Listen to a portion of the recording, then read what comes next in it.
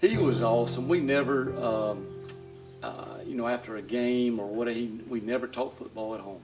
He was dad at home. He was never a coach at home. And as time went on, and now I realize that was a big deal, and I appreciate that more now than probably I did back then.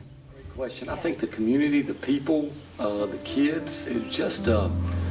You hear about right fits all the time. A coach goes somewhere in a right fit, and it just seemed to be the right fit.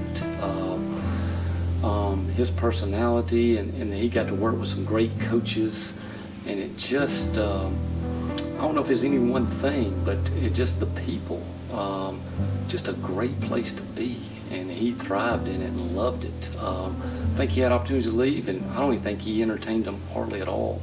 He wasn't going to leave. He was a red elephant for life, for sure.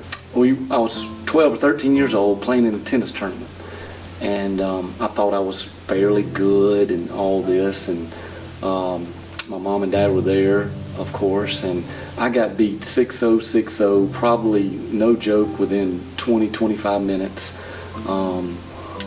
And I can remember coming off the court, and I had tears in my eyes. I was humiliated. I was disappointed. I thought I'd let my mom and dad down, especially my dad being that tough, authoritative coach figure. And it made an impact because he laughed, he gave me a hug. He said, "You got your you-know-what beat."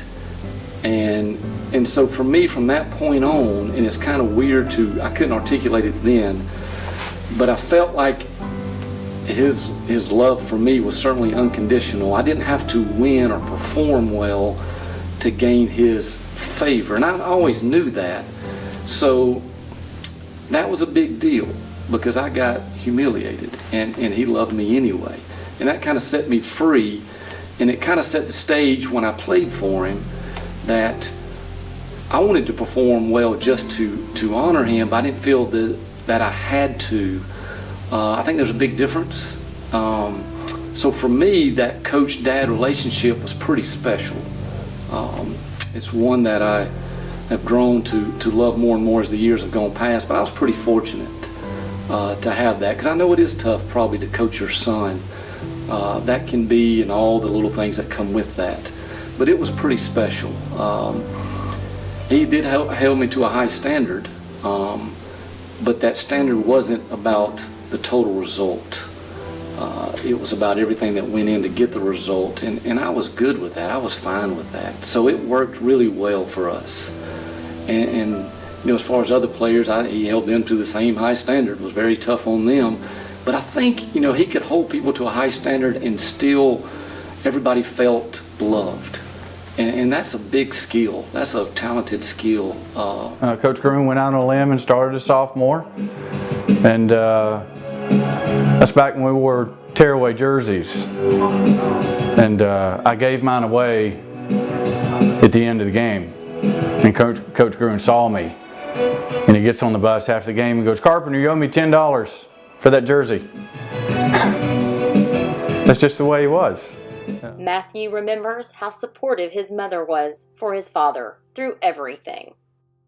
Certainly was the stronghold, because things get tough, and she certainly was there in the highs and the lows, and certainly in the highs she could temper him a little bit if need be, and in the lows raise him up. And as good and strong as he was, he needed her to do that. I mean, she was such a strong, and for me too, just a strong, quiet influence, that steady rock that we in the coaching profession, we all need, because there's so many highs and lows.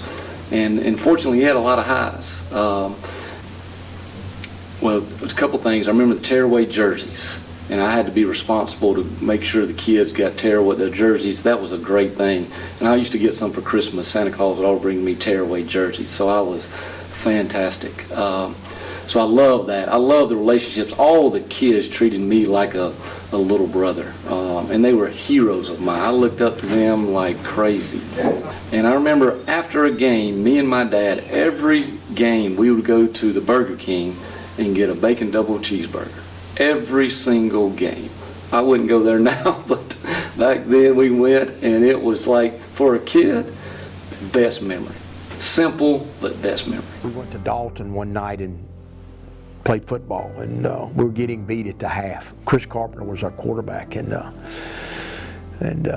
we had, back then we had chalkboards, and he had that ring on you're talking about in driver's ed, and he was just beating that chalkboard. He said, "Oh my God, we rented all these great Greyhound buses to come up here, and we just playing like crap." Well, we come back in the second half, and I think we win the game 9-7. We kicked one of the ugliest field goals ever in the history of Gainesville High School. A guy named Bobby Grant kicks a field goal. Phil Jackson, who's doing the radio, calls it no good. My wife, who was back in Gainesville, didn't know it till the next morning when I got home that we had won the game. Phil Jackson had said the kick was no good. And we beat Dalton 9-7 or 10-7 right there to me. I think it was 9-7. Classic defensive battle. And we wound up eating McDonald's hamburgers that night, and he said, after this, we played so great, we're eating hamburgers, and all these people were eating at the Western Sizzling in Dalton. It's amazing what you remember. The scoreboard is it's on the bottom of I wouldn't say the bottom, but it's down there. There's so many other things that are so much bigger than a scoreboard. I think he worked really, really hard.